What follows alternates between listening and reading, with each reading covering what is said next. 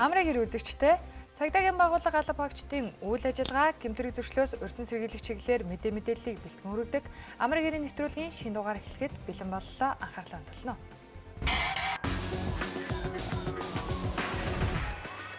Юу нанд өчтөр нөгөөд жоох ууд суугаад гараа авсан танаа цагдаад баригдчихлаа. Зохицуулаач. Чи манай найз байгаамаа. Явуулж чаач. За ойлголоо. Харан Батын чи явуулах шүү. Авилгын эсрэг хуулийн 33-ийн 1-3-т авилгын эсрэг хууль тогтоом зөрчсөн этгээдэд эрүүгийн хариуцлага хүлээлгэхээргүй бол албан тушаал бууруулах эсвэл гаргасан шийдвэрийг хүчингүй болгож төрийн албанаас хална. Цагдаагийн ерөнхий газар өнгө нэмцгээе. Нэвтрүүлгийнхээ энэ удаагийн дугаараар бид замын хөдөлгөөний нөхцөл байдал болон ерөнхий боловсролын сургуулиудын үйл ажиллагаа чигдэрсэнтэй холбогдуулан зам тээврийн ослоос урьдчилан сэргийлэх чиглэлээр мэдээлэл бэлтгэлээ анхаарлаа хандуулна.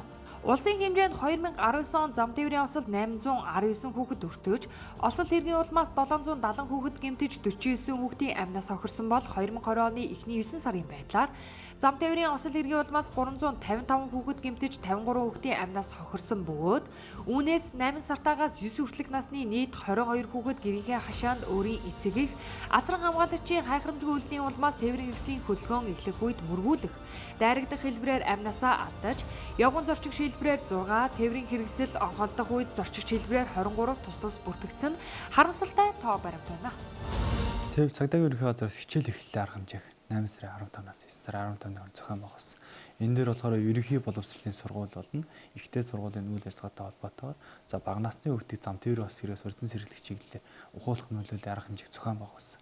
За яг 9 сарын 1-ээс ерөнхий боловсролын хичээлийн үйл ажиллагаа эхэлсэнтэй холбоотойгоор яг 9 сарын 25-ны байдлаар за нийслэл хотын хэмжээнд болохоор хүүхэд төрчин зам тээврийн ос 45 бүртгэгдсэн. За ослын улмаас нийслэл хотод нэг хүүхдийн амнаас хохирсон харамсалтай хэрэг бас бүртгэгдсэн.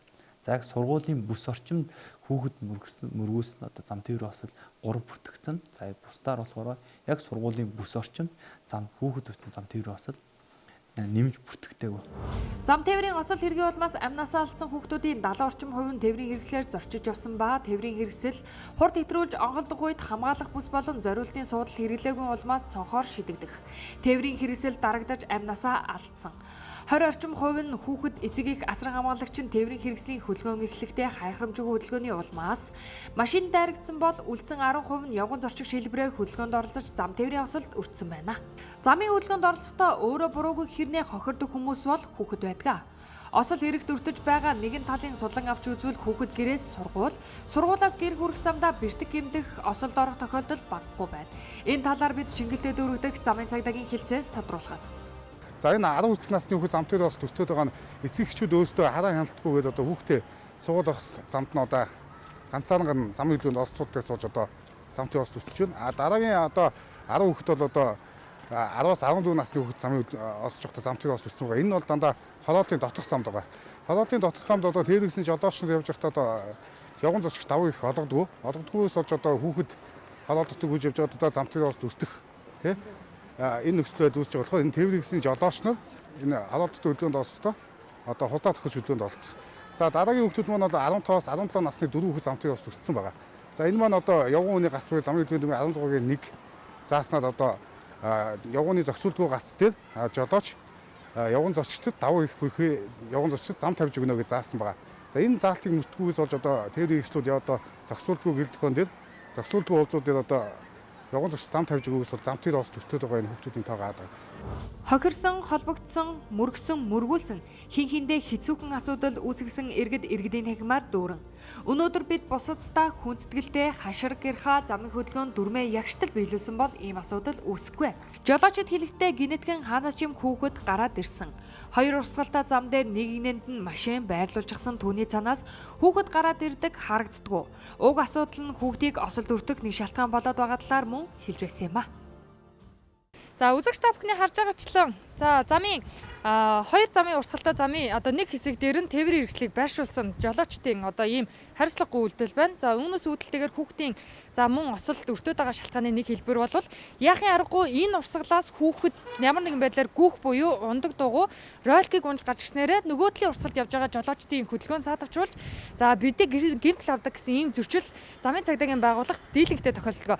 Тэгэхээр үзэгч та бүхэнд энэ удаагийнхаа дугаараар за зам тээврийн осолтой хамгийн одоо их бүртгэгдээд байгаа зөрчил буюу энэ нэгдүгээр игнэнд хоёр урсгалтай зам дээр тээврийн хэрэгсэл байршуулад байгаагаараа мөн одоо хүүхдтэй холбоотой осол хэрэг бүртгэж байна.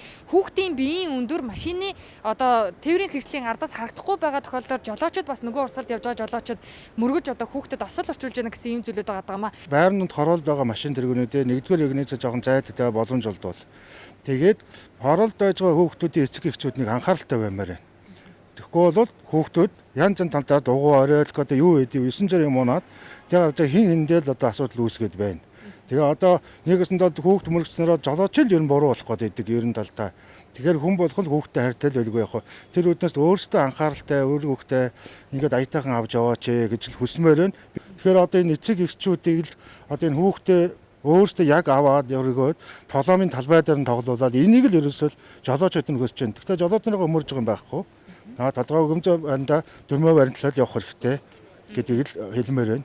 2020 оны 10 сарын 10-нд хорооллын дотор хөдөлгөөнд оролцож байгаад явган зорчигч хүүхэд тээврийн номноор гарчаад мөргсөн байгаа. Саний жолоочид болохоор өөрөө сайн дураараа цагдаагийн байгууллага болон эмнэлгийн тусламж үзүүлж хэрэг материал нь одоо мөрдөн шалгах ажиллагаанд явагдаж байна. Мөн сурагчдынхаа аюулгүй суралцах нөхцөл байдлыг хангах зорилгоор сургуулийн ойр орчимд зам уузуур гарц бүрт сургуулийн зүгээс хяналт аван ажиллаж байгаа талаар ерөнхий боловсролын сургуулийн нийгмийн ажилтнууд дурдж байсан юм а.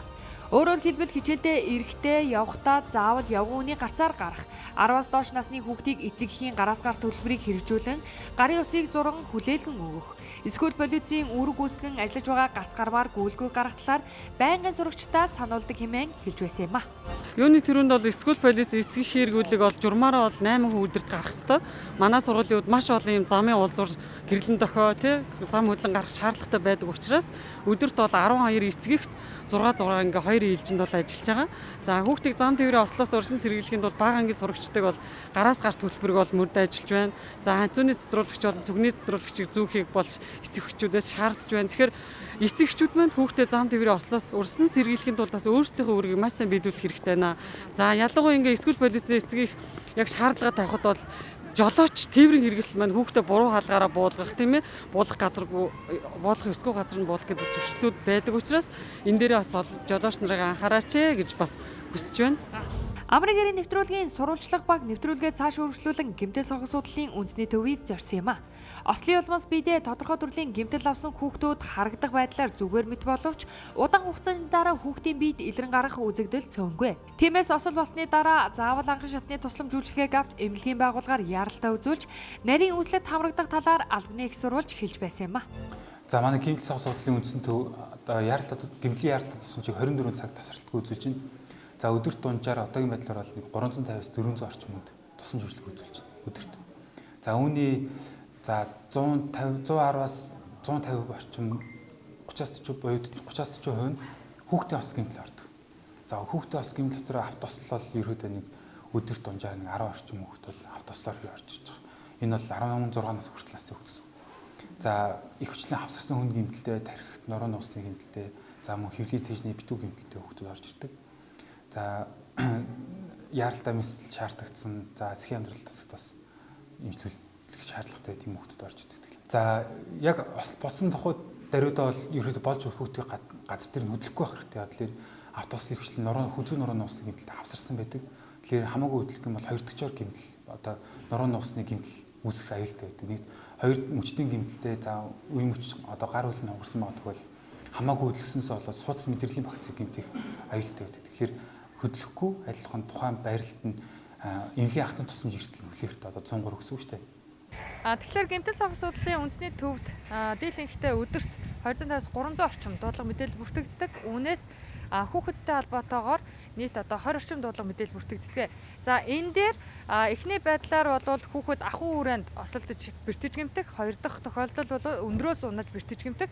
За гурав дахь тохиолдол нь бид бүхний өнөөдрийг хүндэж байгаа сэдэв буюу зам тээврийн хөдөлгөөний улмаас хүүхэд биедээ ямар нэгэн байдлаар гэмтэл авч ирдгээ гэсэн зүйлүүдийг мэргэжлийн байгууллагын эмчнэр зөвлөж хэлж байгаамаа. За тэгэхээр хүүхэд ямар нэгэн биедээ гэмтэл авсан тохиолдолд за гэмтлийн зэрэгээс шалтгаалаад одоо эмчилгээний цаг хугацаа маш их одоо ордгоо гэсэн зүйлүүдийг дурдж байгаамаа. За тэгэхээр эцэг эхчүүд та бүхэн хүүхдээ зам тээврийн хөдөлгөөнд оролцохдоо замын хөдөлгөөний ямар дүрмүүдийг баримтлах ёстой байдаг.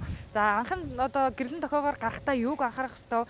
За гарцны одоо давуу тал гэдэг бүх зүйлийг тайлбарлаж хэлэхгүй бол за хүүхдүүд маань бие болон сэтгэл санаа, эрүүл мэнд амь насаараа охирж байгаа тохиолдолд цагдаагийн байгууллага болон эмнэлгийн байгууллагад бүртгэж байгаа гэдгийг та бүхэн маш сайн ойлгох ёстой юм аа. За амрын гэрээ нэвтрүүлэг цааш бид бүхэн энэ талаар сэрэмжлүүлэг мэдээлэл бэлтгэн хүргэж байна. Тэгвэл Сонгойрхон дүүргийн замын цагдаагийн хилцээс хүүхэдтэй холбоотой бүртгэгдсэн осол хэргийг бууруулах чиглэлээр баруун гарын дүрм дэд хөтөлбөрийг амжилттай хэрэгжүүлж өмнөх оны мөн үеэс хүүхэд осол бүртгэж байгаа дуудлага мэдээллийг 33.4% бууруулан ажилласан байна. Уг дэд хөтөлбөр нь Сонгойрхон дүүргийн 42 ерөнхий боловсролын сургуульд хэрэгжин ажиллаж байгаа юм байна.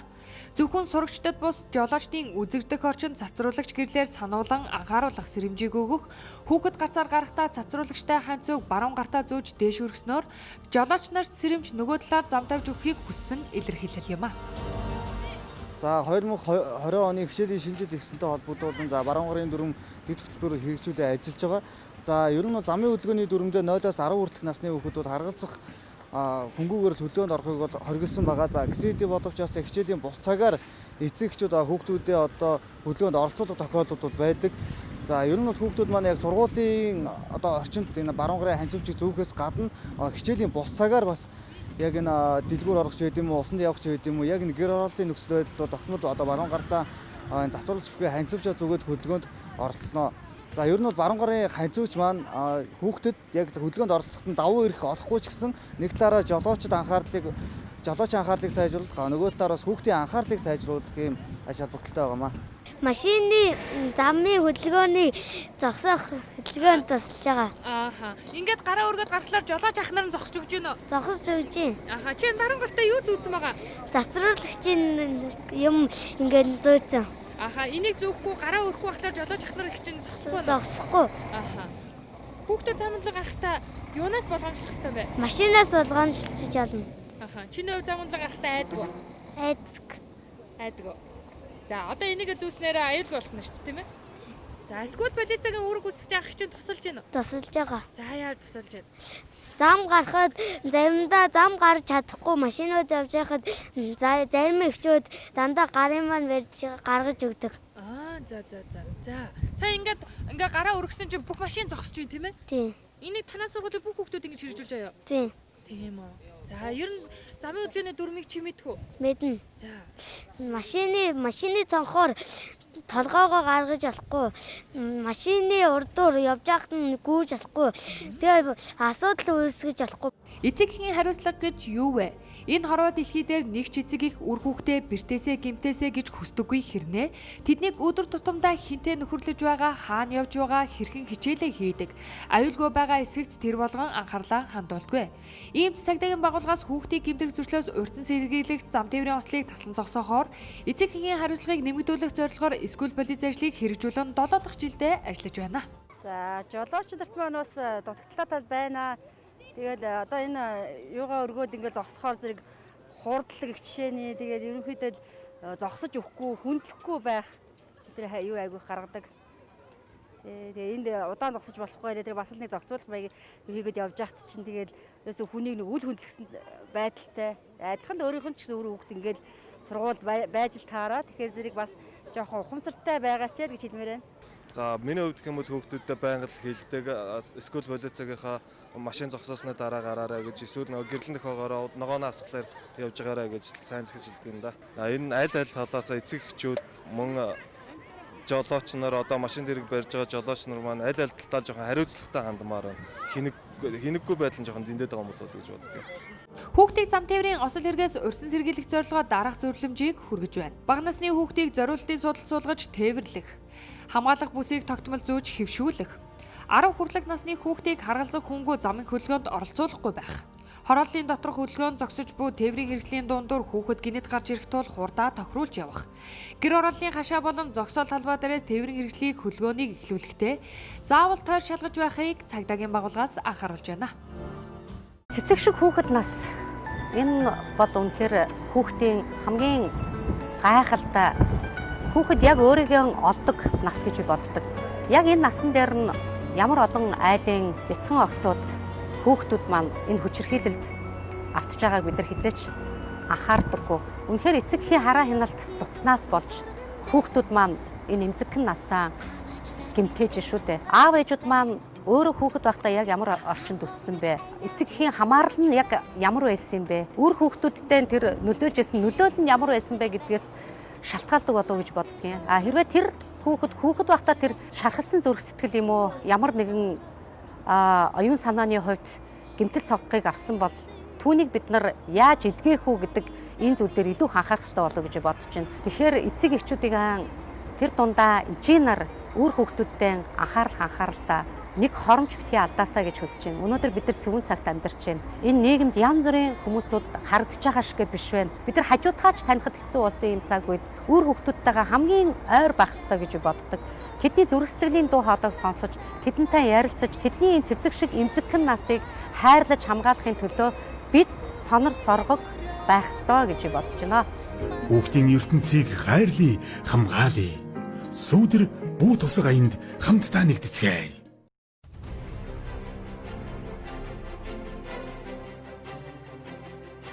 Дундгой аймаг дахь цагдаагийн газраас тус цагдаагийн газрын баримтлах байрны шүүхийн шийдвэрээр баримтлагдсан иргэдэд баталсан хуваарийн дагуу гэр бүлийн үнц нь уур бухимлаа хянах нь мөн гэр бүлийн хүчгэлдээ тэмцэх тухай хууль зөрчлийн тухай хуулиудаар сургалтыг зохион байгууллаа. Хөвсгөл аймгийн Бүрэн Тогтох сумын цагдаагийн хэсгээс олон улсын октын эрхийг хамгаалах өдрийг тохиолдуулан ерөнхий боловсролын сургуулиудтай хамтран октын эрхийг хамгаалах өдрөлгийг зохион байгууллаа. Дорноговь аймгийн цагдаагийн газраас Зүүн Баянбагийн ерөнхий боловсролын сургуулийн 220 гаруй сурагчдад хүүхдийн эрхийн тухай хууль, хүүхэд хамгааллын тухай хууль, зөрчлийн тухай хууль, эрүүгийн тухай хууль, цахим мэргэжил сонголтын талаар сургалтыг зохион байгууллаа. Энэхүү сургалтаар хүүхдийн эрхийг хамгаалсан хууль эрх зүйн зохицуулалтын талаар энгийн ойлгомжтой хэлбэрээр мэдээлэл өгч, эрхэн зөрчигдсөн тохиолдолд хаана хандах, хүүхэд насаа хайрлах, гэмтэргийн хохирогч болохоос өөрсдийгөө хамгаалах чадвар суралцах талаар мэдлэг олголоо. Баян онгор аймаг дахь цагдаагийн газраас Баян онгор аймгийн гэмтэргээ сурлан сэргийлэх ажлыг зохицуулах зөвлөл, засаг даргын санаачлах дэмжлэгээр эрүүл мэндийн газар, нэгдсэн эмнэлэгтэй хамтран архины хамаарал бүхий иргэдэд эмнэлгийн болон нийгэм, сэтгэл зүйн тусламж үйлчилгээг үзүүлэх жаргалтай амьдралын төвийг цагдаагийн газрын хуучин байрыг түшиглэн байгууллаа. Дээрх төвд сэтгцэн эмч, сэтгэл зүйч, гэр бүл судлаач, нийгмийн ажилтан зэрэг мэргэжлийн баг үйл ажиллагаа явуулж, архины хамаарал бүхий иргэд болон тэдний гэр бүлд чиглэсэн цогц эмчилгээ, нийгэм сэтгэл зүйн үйлчилгээ үзүүлж, сэтгцэнд тулгамдж буй асуудлыг шийдвэрлэх, гэмтэрх зөрчлөөс урьдчилан сэргийлэх ажилд ахиц гарч, иргэд амар тайван аюулгүй орчинд амьдрах нөхцөл бодломжийг бүрдүүлэх юм а. Баян уулгийн аймгийн цагдаагийн газраас дэлхийн дахин тархаад буй коронавирусын халдвараас урьдчилан сэргийлэх ажлын хүрээнд Оросын албаны улсаас шатхуун импортлогч компаниудын төлөөлөгчдтэй уулзалтыг зохион байгуулж, цаашдын хамтын ажиллагааны талаар санал бодлоо солилцлоо.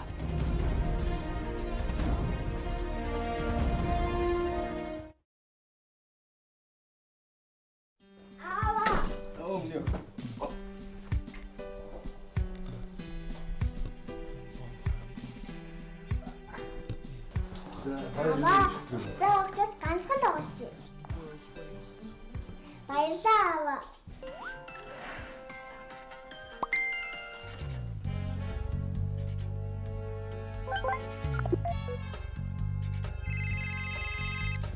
Хөтлөгч дөрэм сонсож байна. Цагдаагийн ерөнхий газрын аюулгүй байдлыг хэвчээж ярьж байна. Иргэн магтаар нотлох байрууд олон нийтийн түлхэж тавигдсан байна. Эрүүгийн хуулийн тусгай ангийн 21-ийн 9-р зүйлийн 1-р хэсэгт мөрдөн шалах ажиллагааны талаар албаны үүргийн дагуу олж мэдсэн албан хаагч ажилтан прокурорын зөвшөөрлгүйгээр мөрдөн шалах ажиллагааны талаар баримт мэдээллийг олон нийтэд задруулсан бол 451-ээс 5401-тэй тэнцэх хэмжээний төгрөгөөр торгох, эсвэл 240 цагаас 720 цаг хүртэл хугацаагаар нийтэд тусдаа ажил хийлгэх, эсвэл 1 сараас 1 жил хүртэл хугацаагаар зорчих эрхийг хязгаарлах ял шийтгэв.